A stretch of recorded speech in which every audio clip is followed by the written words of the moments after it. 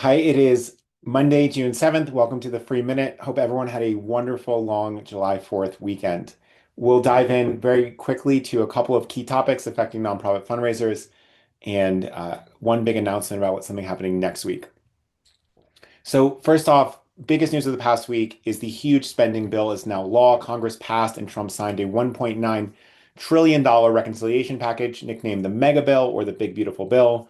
It folds in a ton of different updates, cuts to Medicare, a bunch of other things, tax reductions for the rich, among other things. Big announcement is next Tuesday, we will do a special webinar focused on how this bill will affect charitable giving going forward. So please make sure to join that if you don't mind. Other massive political news, Elon Musk launched the quote America Party 48 hours after President Trump signed his mammoth domestic bill.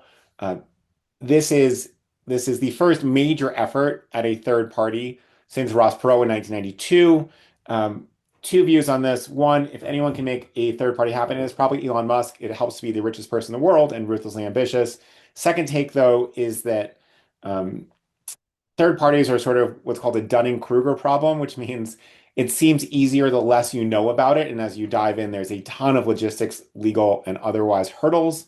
I will be skeptical if this exists, but if it does have the ability to scramble national politics for the foreseeable future. So obviously a lot of variance there. Other things happening, jobs, payrolls were up 147,000 in June, which was above expectations. Unemployment is at 4.1%.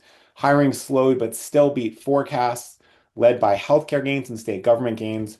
Labor force participation was steady at 62%.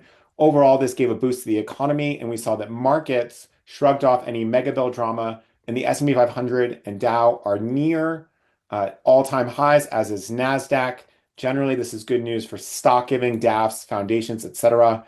But overall, very promising for charitable giving this year. You want stock market up in order to drive giving. We saw last week the Giving USA report showed a significant increase in giving year over year for 24 versus 23. Hopefully, 25 is a very strong year as well. Fed kept interest rates at 4.25 to 4.5%. We expect some decrease in interest rates potentially in the fall.